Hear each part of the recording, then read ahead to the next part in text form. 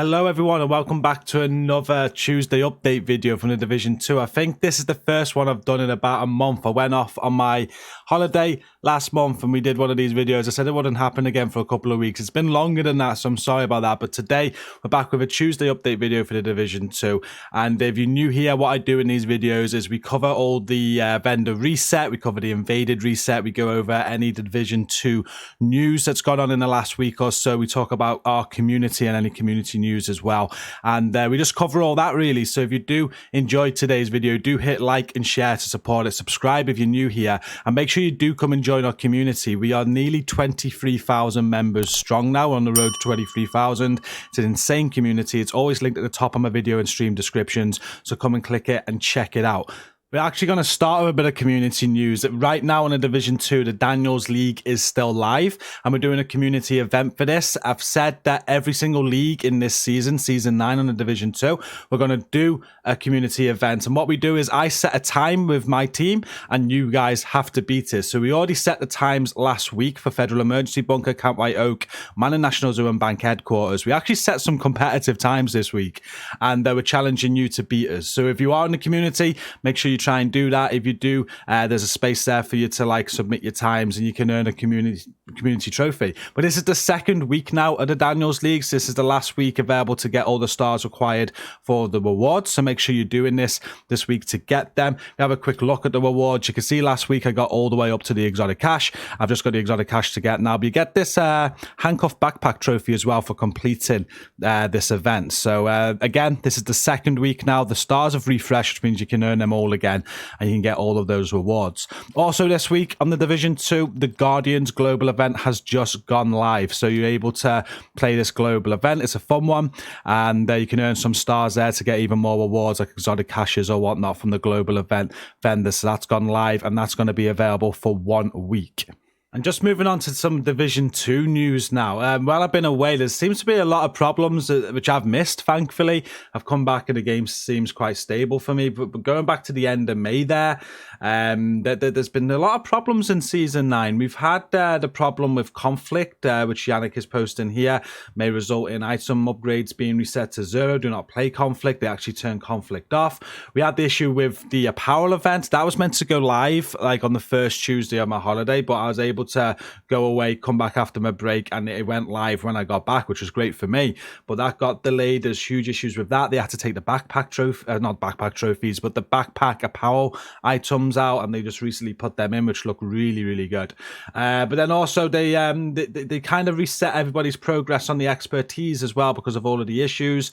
It wasn't adding up correctly or whatnot. I'm not 100% sure, but they've made adjustments. They fixed everything, and they rewarded people with compensation packages. There's a few tweets I've been reading through. I normally follow Yannick, Pally, and Morton as well, just to see what's going on in the world of the division, and to get actual facts rather than all these YouTube videos or whatnot. But it seems like they are struggling a little bit. I found this tweet a little bit interesting by Pally, if that's how you pronounce it. It's okay, fair.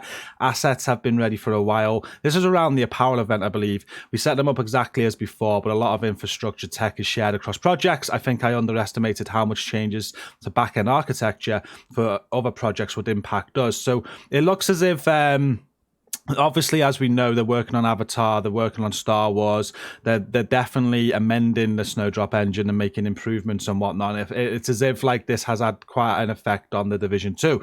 Yannick confirmed there, another impact of not releasing content for a while, the tech involved. There's still a lot we need to relearn. Sorry for disappointing us. So they're communicating really, really well, which is great. They always have done, in my opinion. They communicate what they need to, and yeah, there's just been quite a few problems. I think this is, in hindsight, a great, because we were all expecting a big update when the Division 2 went back live, and we never got that. It's going to be a staged update, and I think that's a very clever idea because it's allowing them to iron out a lot of the problems that are propping up now before hopefully some bigger content updates in the future. So yeah, things aren't all that great. I think the biggest problem right now is for PC players. I'd like to know in the comments, if you are a PC player, your experience right now. I do like playing the Division 2 on PC. I haven't for a while though, and I'm hearing it's unbearable right now. It's crashing all the time. Some people can't even get on for 10 or 15 minutes before a crash. Some people are saying they get about an hour play before a crash. Some people in my streams have been saying that they're okay. But what's your experience on PC right now? Because I think that's their number one priority. There's been some more tweets, tweet exchanges going on around the stability on PC and the urgency in getting that fixed. Some people were concerned that they weren't going to do it until season 10, which is months away.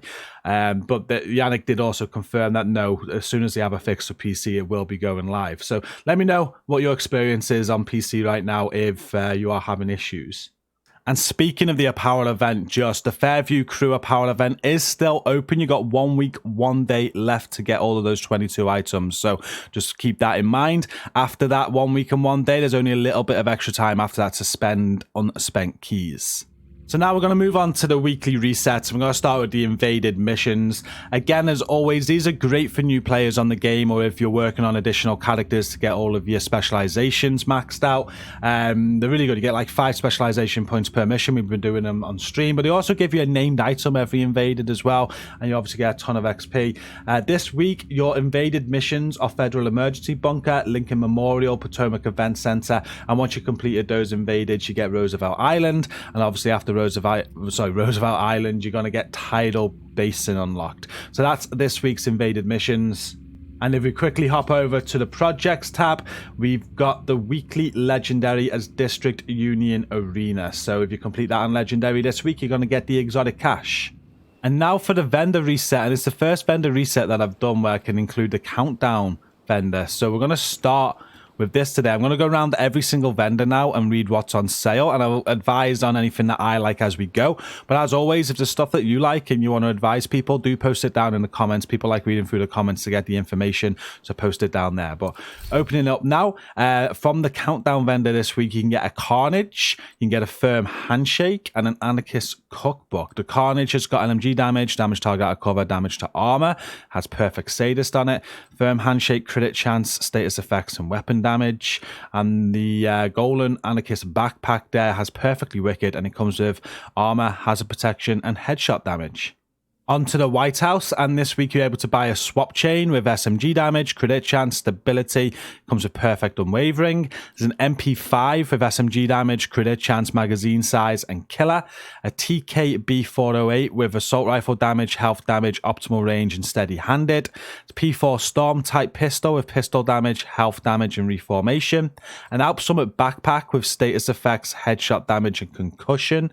Got a Douglas and Harden chest piece, weapon damage, weapon handling, explosive resistance, and intimidate. The mods, we have a 7.3% headshot damage mod.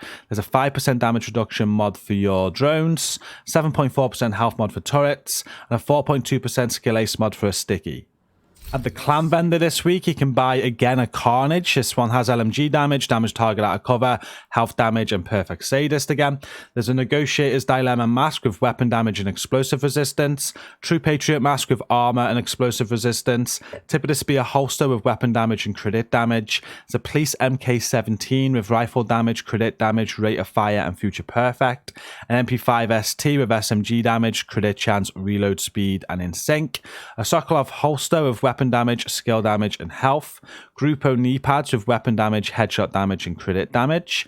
A double barrel shotgun with shotgun damage, damage to armor, accuracy, and pumped up. Alp Summit gloves with skill tier, skill aced, and repair skills. Wyvern gloves with skill tier, crit chance, and health. And for the mods, there's a 16,020 armor on kill mod. We have a 6.5% cone size for a pulse, an 8.9% pulse resistance mod, and a 5.2% blast radius mod for a sticky. Onto the settlements now. We're going to start at the campus. On sale this week is another Carnage. You got 3 available this week. There's LMG damage, damage target, out cover, and crit damage on this one. Again, Perfect Sadist. There's a SOCOM MK20 with marksman rifle damage, headshot damage, stability, and strained. An infantry MG5 with LMG damage, damage target out of cover, magazine size, and unhinged. Overlord mask with weapon damage, weapon handling, and headshot damage. Wyvern holster with skill tier, crit damage, and skill haste. That's actually a real good piece for a build I put together recently around crit hits on skill builds. So It's got the crit hit damage roll there. You've seen that video. Check this holster out. It might work for you. There's a 10.3% skill aced mod, a 6.4% burn strength mod for a chem, a 4.3% damage mod for a hive, an 8.7% radius mod for a pulse, and a 5.8% duration mod for a trap.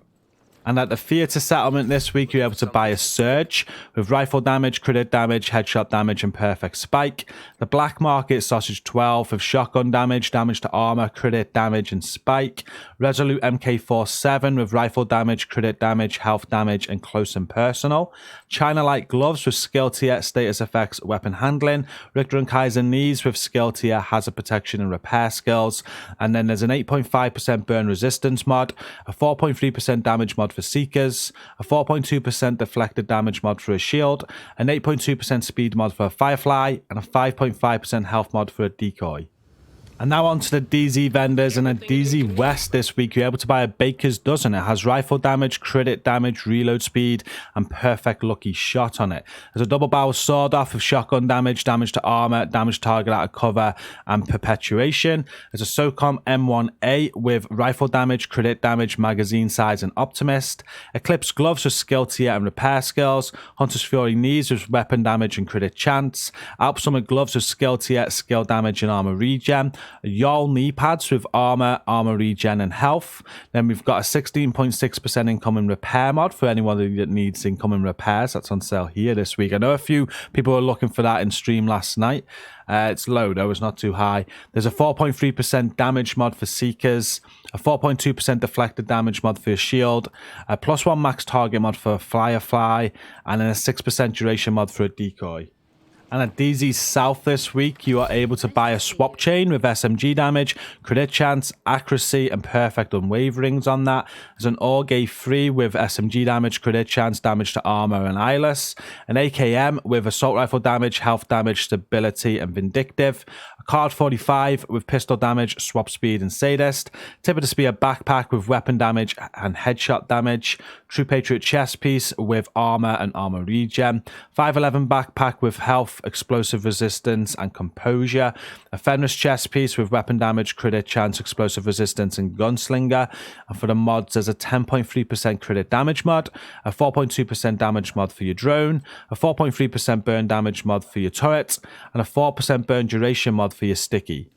And then the final Dark Zone vendor at DZ East, you're able to buy a Hollow Man mask this week. So this is always like a top pick because so many people want the Hollow Man mask. But ideally for a DPS build, you want crit damage rolled, and it doesn't have that. We've got armor, health damage, and skill haste. So I don't think it's a great one at that. But if you do want it, if that's going to work for you, come and get it this week.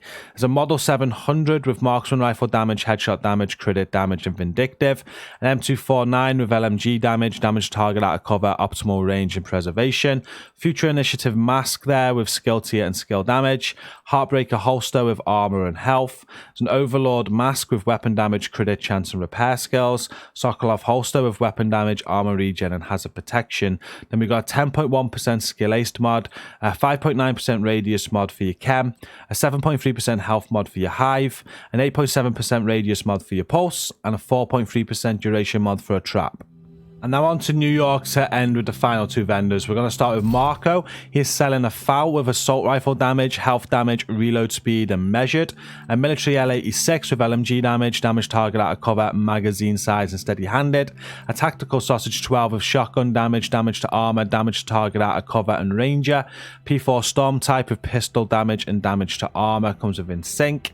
511 backpack with armor, armor regen, hazard protection, and wicked. China light gloves with skill tier, skill damage, and hazard protection. Gilligard holster with armor, health, and weapon handling. And then we have an 8.5% disorient resistance mod, an 8.6% blind death resistance mod.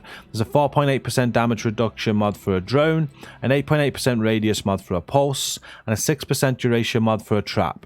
And Roy Benitez, the final vendor of the week, he is selling an ACR with assault rifle damage, health damage, damage to target at a cover, and ranger. This is such a good AR. Don't be put off by the attribute rolls. I know they're not the highest, but that is everything you might want on your AR. The core attributes, assault rifle damage and health damage. That third attribute there, damage to target at a cover, is exactly what you want. Ranger is not the worst talent for an AR, but obviously you probably switch that up. I like to have strained on my ACR, so switch that out for strained, optimize the rest, and that is an absolute godly AR. I highly recommend that if you've not used the ACR. It's probably my favorite AR after the Eagle Bearer, and I do use it quite a lot, especially for PvP. This is my go-to AR. So that's my top pick for this week. There's an SR1 with marksman rifle damage, headshot damage, damage to armor, and first blood. A military MK17 with rifle damage, crit damage, accuracy, and spike. Card 45 with pistol damage, stability, and ignited. We've got a Providence backpack with weapon damage, crit chance, headshot damage, and clutch. Not the worst backpack there, I guess, but obviously a lot of people want vigilance, so it might not work. There's an Empress International gloves with skill tier, repair skills, and weapon handling. Golden holster with armor, hazard protection, and armor regen. Then we have a 10.3% crit damage mod, an 8.5% pulse resistance mod, a +1 extra mortar armor mod for your turret, a 6.1% damage mod for your Firefly, and a 6.2% duration mod for your Sticky. And that is everything for this week's The Division 2 Tuesday update video. I'm glad to be back doing these. We'll keep these coming every Tuesday now. And I hope you liked it. If you did, again, hit like and share to support the video. I'd really appreciate it. If you're new here, hit subscribe. We're well on our way to 42,000 subscribers now. But most importantly, come and check out our community. It's linked at the top of the video description. Help us to reach 23,000 members. And do yourself a favor, really. It's the best Division community on Discord, and you're going to like it there. So come and check us out. I'm going to be back tonight. We're doing some raid streams on PlayStation. We'll be helping with raids tonight. Aiming to do 3 or 4 raids and pulling from stream. Tune in for that stream if you want a chance to get in. We've got some more streams planned for this week as well. But until later, until the next video, thank you for watching this today. Have a great day. Stay safe and peace out.